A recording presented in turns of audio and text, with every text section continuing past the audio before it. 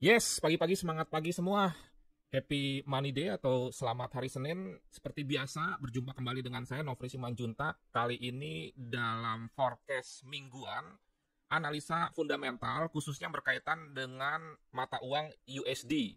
Saya lebih memprioritaskan untuk share analisa fundamental karena kalau analisa teknikal itu sangat banyak di YouTube dan rasanya Anda juga sudah pada jago-jago dalam tanda kutip dalam melakukan suatu analisa teknikal. Kalau analisa fundamental, saya melihat sangat jarang, oleh karena itu saya ingin berbagi mengenai khususnya analisa fundamental. Tetapi kalau memang nanti ada waktu karena banyak aktivitas dalam kaitannya dengan trading secara pribadi, kemudian juga fund manager private, serta coaching, saya juga akan berbagi mengenai forecast untuk seperti biasa Euro USD, Gold, GBP USD, dan juga USD JPY.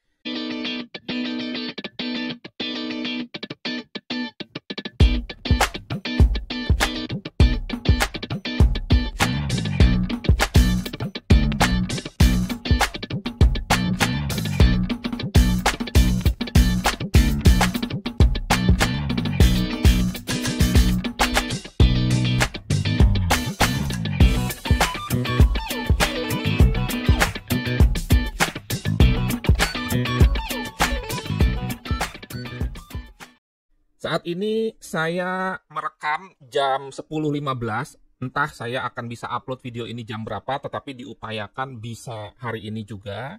Dan saya rekaman dari FX Gold Coffee Shop dengan konsep drink coffee, make money, sambil minum kopi, edukasi, dan dapat dolar lagi. Welcome kalau Anda ingin datang ke coffee shop ini, buka setiap hari kecuali hari Rabu jam 8 pagi sampai dengan 9 malam. Kita langsung saja melihat mengenai news-news yang dirilis di minggu lalu dan bagaimana fundamental negara Amerika, kemudian Inggris, Eropa, dan Jepang untuk beberapa waktu ke depan. Kalau kita lihat data-data minggu lalu, ini ada beberapa yang cukup unik dalam arti mengagetkan. Dan kita mulai dari hari Rabu lalu yang lebih penting mengenai retail sales Amerika yang menurun, artinya daya belanja penduduk Amerika itu mengalami penurunan, dan ini sebetulnya sudah bisa diprediksi ya. Kenapa? Karena inflasi yang sangat tinggi, kita sudah tahu sama tahu Amerika membentuk rekor baru tingkat inflasi tertinggi selama 40-41 tahun terakhir, yaitu 8,6%. Dan secara mudah inflasi itu dapat diartikan naiknya harga barang, sehingga secara logika juga tentunya berefek kepada daya beli masyarakat. Bisa mereka menurunkan daya belinya, bisa juga mungkin mereka sudah tidak mampu membeli beberapa barang. Dan ini kalau kita bicara retail sales, ini juga termasuk faktor bahan bakar, kemudian juga makanan. Ini mengalami penurunan. Data ini adalah bulanan dari 0,7 menjadi minus 0,3%.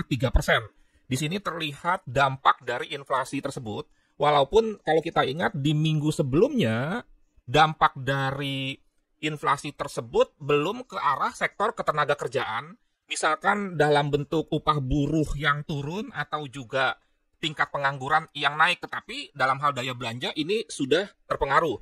Dan ini yang saya katakan cukup unik, dalam arti cukup unik itu sebetulnya bukan soal pengumuman suku bunganya yang disampaikan naik 0,75% di atas ekspektasi 0,5%, dan kenaikan 0,75% ini juga sudah saya buka kemungkinannya di dalam video yang bisa Anda lihat di pojok kanan atas, ada bulatan huruf I, di mana saya juga memprediksi ada kemungkinan bahwa suku bunga akan naik 0,75% sebagai respon agresif dari The Fed karena tingginya tingkat inflasi.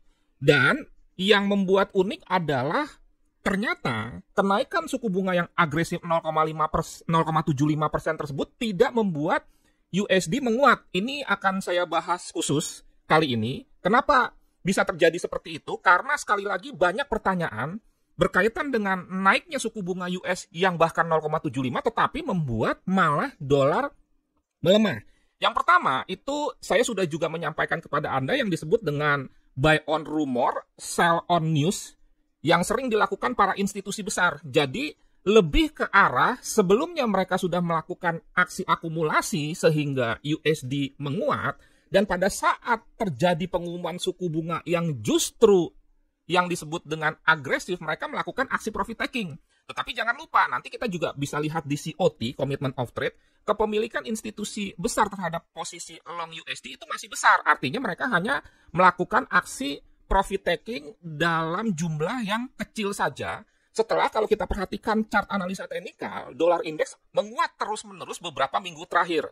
Sehingga dengan demikian, wajar saja kalau kita dagang pada saat harga sudah tinggi dan barang kita misalkan sudah banyak, kita melakukan aksi ambil untung dengan menjual sebagian barang tersebut. Dan momentum ini sering sekali dimanfaatkan oleh para institusi besar pada saat justru market optimis.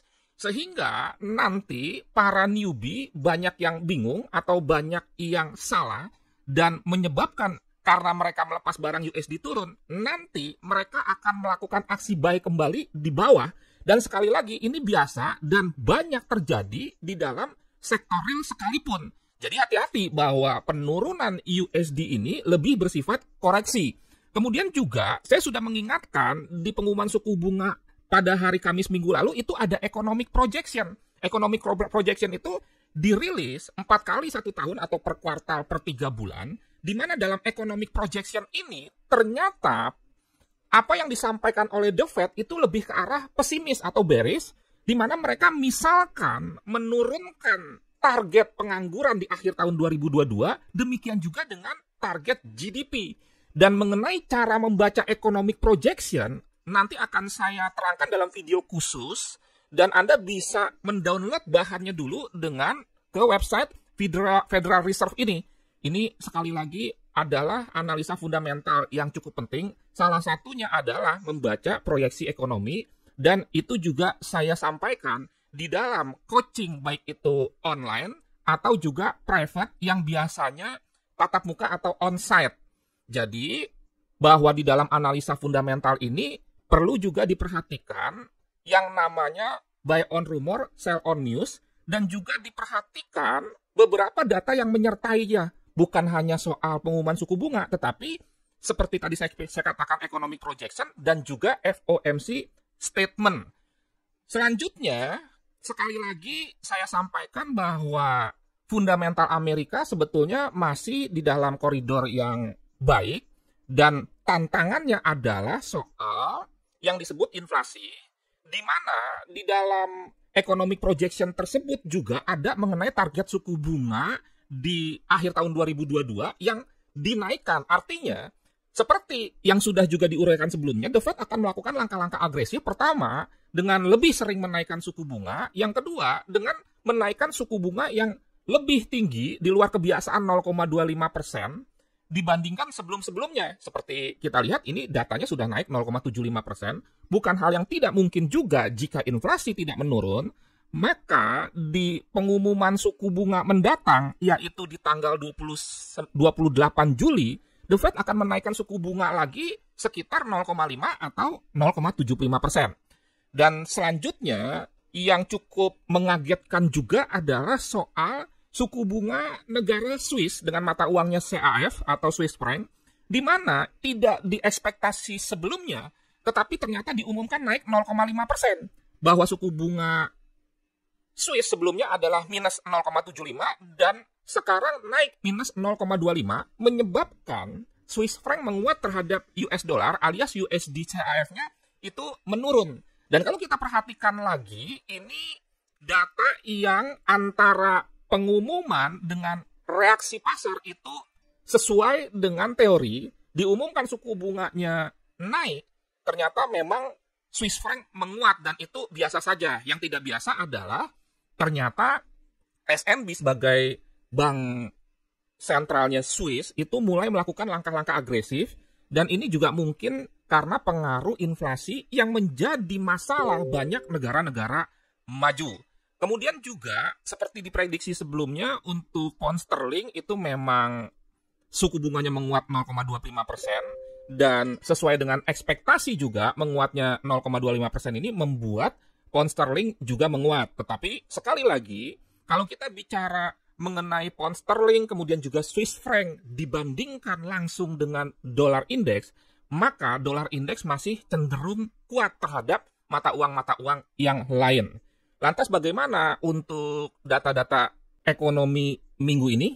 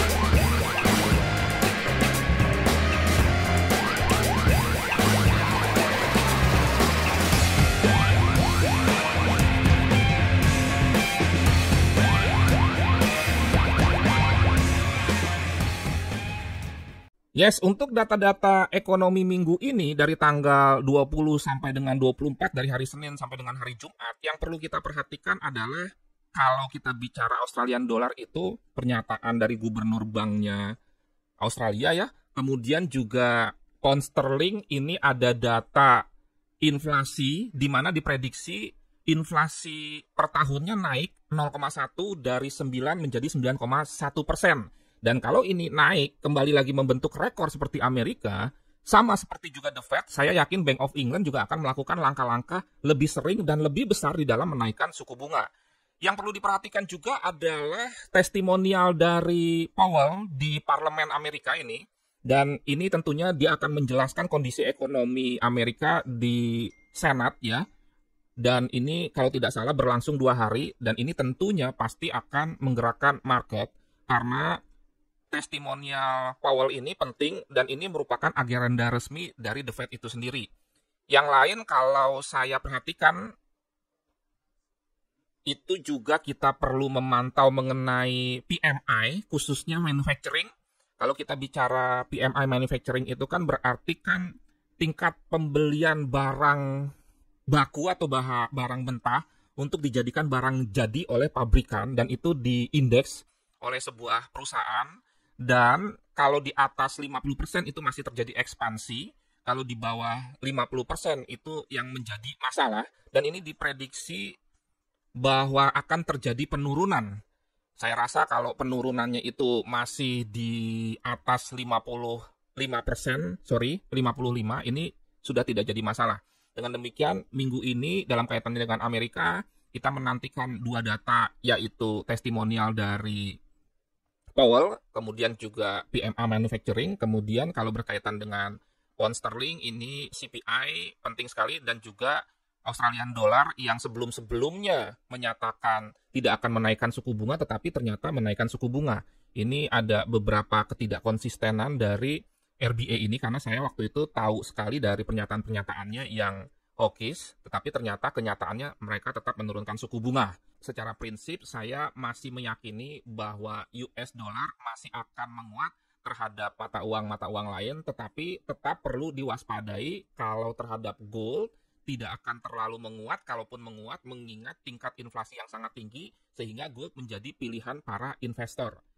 Semoga bermanfaat dan menjadi berkat. Terima kasih, salam trading tenang senang, Nofri Simanjuntak.